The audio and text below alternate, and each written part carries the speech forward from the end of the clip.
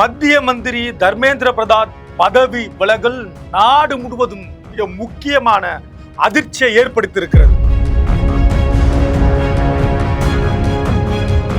மறுபுறத்தில் இந்த சிஜேபி இளைஞர் வட்டாரம் கொண்டாட்டத்தில் இருக்கிறது. பிஜேபி அரசு முதல் முறையாக சறுக்கி இருக்கிறதா? அதை தாண்டி இந்த போராட்டம் தேச விரோத சக்திகள் கையில் சிக்குவதை நான் விரும்பவில்லை என்று பதவி விலக இருக்கக்கூடிய அமைச்சர் தெரிவித்திருக்கிறார். பார்க்கலாம் இந்த காணொளியில். ஆச்சி மசாலா எந்த சமையலும் ருசி தேடும் ரகசியம் 20 ரூபாய். தமிழ்நாட்டுல எல்லாமே சேஞ்ச் ஆயிடுச்சு. உங்க நகையையும் சேஞ்ச் பண்ணுங்க. உங்க பழைய நகைக்கு கிராமுக்கு 150 ரூபாய் கூடுதலா வாங்கி புது நகை எடுத்துக்கோங்க. அதே கம்மி சேதாரம் தான் உங்க லலிதால மட்டும்தான். சிஜேபி கட்சியினருக்கு உள்ளபடியே ஒரு பெரிய வெற்றி கிடைத்திருக்கிறது. அவர்களுடைய 3 முக்கிய கோரிக்கைகள் என்று பேசப்பட்டு வந்த நிலையில முக்கியமான கோரிக்கை, பிரதானமான மிக முக்கியமான கோரிக்கை, கல்வி மந்திரி தர்மேந்திர பிரதான் ராஜினாமா செய்ய வேண்டும் என்கிற அந்த முதல் முக்கிய பிரதான கோரிக்கை நிறைவேற்றப்பட்டிருக்கிறது. நாடு முழுவதும் மிக மிக மிக முக்கியமான செய்தியாக இந்த செய்தி பார்க்கப்படுகிறது. காரணம், தொடர் போராட்டம், இந்தியா முழுவதும் போராட்டம். இந்த போராட்டத்திற்கு தொடர் ஆதரவு, இளைஞர்கள் மத்தியில் ஆதரவு, மாணவர்களுடைய போராட்டம், பெற்றோர்களுடைய ஆதரவு, பல துறையை சார்ந்தவர்கள் ஆதரவு, சினிமா துறை உட்பட பலரும் ஆதரவு கொடுத்ததை நம்ம பார்த்திருக்கோம்.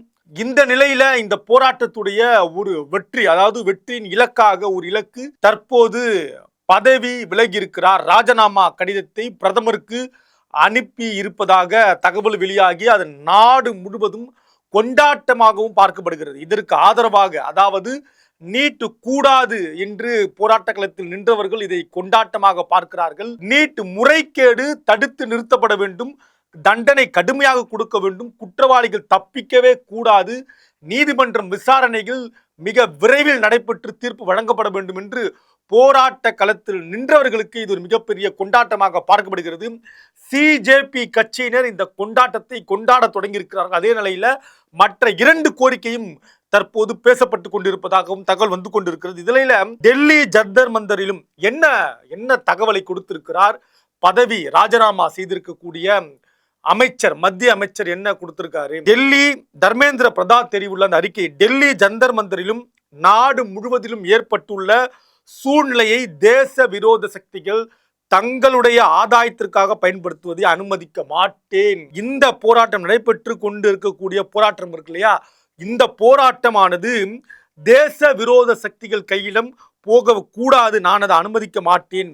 மாணவர்களின் எதிர்காலத்தை கருத்தில் கொண்டு எனது ராஜினாமாவை பிரதமருக்கு அனுப்பியுள்ளேன் என்று அவருடைய எக்ஸ் வலைதள பதிவில் பதிவிட்டிருக்கிறார். அதை தாண்டி முதல் நாளில் இருந்தே, இந்த போராட்டம் தொடங்கிய முதல் நாளில் இருந்தே இதற்கான பொறுப்பை நான் ஏற்றுக்கொண்டேன். இதில் இருந்து நான் ஒருபோதும் பின்வாங்கவே இல்லை. எந்த ஒரு திறமையான மாணவர்களின் எதிர்காலமும் தேர்வு மாஃபியாவால் பாதிக்கப்படக்கூடாது. அதாவது வினாத்தாளை கசிவிடக்கூடிய இந்த மாஃபியா கும்பல் இருக்கு இல்லையா, இவர்களால எந்த மாணவருடைய எதிர்காலமும் பாதிக்கப்படவே கூடாது, எந்த ஒரு மாணவருக்கும் அநீதி இழைக்கப்படுவதை அனுமதிக்க கூடாது என்று நான் உறுதியாக நின்று அவர் அந்த அறிக்கையில் தெரிவித்திருக்கிறார். 20 லட்சத்திற்கும் மேற்பட்ட மாணவர்களுக்கான தேர்வு தடையின்றி நடைபெறுவதை உறுதி செய்வதே எங்களுடைய முன்னுரிமையாக இருந்தது. நடந்ததெல்லாம் நடந்திருக்கிறது. அதே நேரத்தில் தேர்வு நடைபெற்று முடிய வேண்டும்.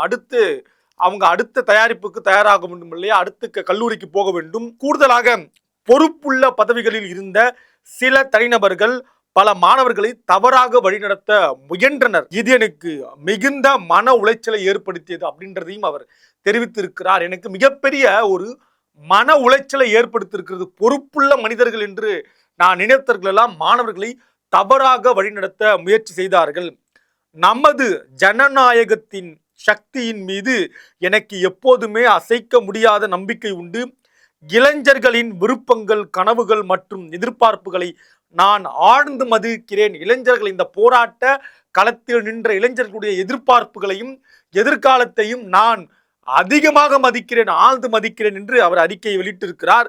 அவர்கள் இந்தியாவில் எதிர்காலம் மட்டுமல்ல, ஒரு புதிய வளர்ச்சியடைந்த இந்தியாவின் சிற்பிகள் என்பதையும் தெரிவித்திருக்கிறார்.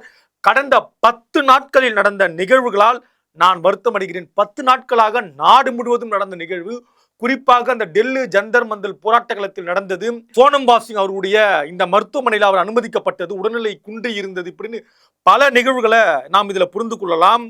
இந்தியாவில் இளைஞர்கள் சக்தியே இந்த நாட்டின் உண்மையான பலம் என்பதையும் தெரிவித்திருக்கிறார். குறிப்பாக இது எனக்கு தனிப்பட்ட கௌரவம் சம்பந்தப்பட்ட விஷயம் அல்ல அப்படின்றதையும் தெரிவித்திருக்கிறார். நாட்டின் இளைஞர்கள் மாயைகளின் தீய வட்டத்திற்குள் விழுவதை நான் அனுமதிக்க மாட்டேன். இந்த நாட்டுடைய இளைஞர்கள் மாயையில் தீய மாயைகளுடைய வட்டத்திற்குள் விடுவதை நான் அனுமதிக்க மாட்டேன், நான் உறுதியாக இருக்கிறேன். எனவே தன்னுடைய ராஜினாமாவை அவர் கொடுத்திருக்கிறார், பிரதமருக்கு அனுப்பியிருக்கிறார் என்கிற செய்தி இன்றைக்கு இந்தியா முழுவதும் மிக முக்கியமான செய்தியாக, கிட்டத்தட்ட தொடர்ந்து 3 முறை ஆட்சி அமைத்திருக்கக்கூடிய பாஜக அரசினுடைய முதல்ல இப்படி ஒரு மிகப்பெரிய ஒரு கரும்புள்ளியாகவும் இந்த நிகழ்வு பார்க்கப்படுகிறது என்பதை நாம் இந்த இடத்தில் கவனத்தில் கொள்ள வேண்டும். இளைஞர்களுடைய போராட்டம், மாணவர்கள் போராட்டத்தினுடைய மத்தியில் அரசு பணிந்திருக்கிறது என்பதையும் நாம் இதில் கவனத்தில் கொள்ள வேண்டும் என்று தொடர்ந்து சமூக வலைத்தளங்களில் பேசியும் எழுதியும் வர தொடங்கி இருக்கிறார்கள். தொடர்ந்து பார்க்கலாம். நன்றி, வணக்கம். அதிக மசாலா, அதிக சுவை ஆச்சி மசாலா. உங்களுடைய பழைய நகைகளை மாற்றி புதிய நகைகளுக்கு கிராமுக்கு கூடுதல் உழைப்பெற லலிதா ஜுவல்லரி. இணைந்திருங்கள் கிங் 360 ஆச்சி மசாலா. எந்த சமையலும் ருசி தேடும் ரகசியம் 20 ரூபாய். தமிழ்நாட்டுல எல்லாமே சேஞ்ச் ஆயிடுச்சு. உங்க நகையையும் சேஞ்ச் பண்ணுங்க. உங்க பழைய நகைக்கு கிராமுக்கு 150 ரூபாய் கூடுதலா வாங்கி புது நகை எடுத்துக்கோங்க. அதே கம்மி சேதாரம் தான் உங்க லலிதால மட்டும்தான்.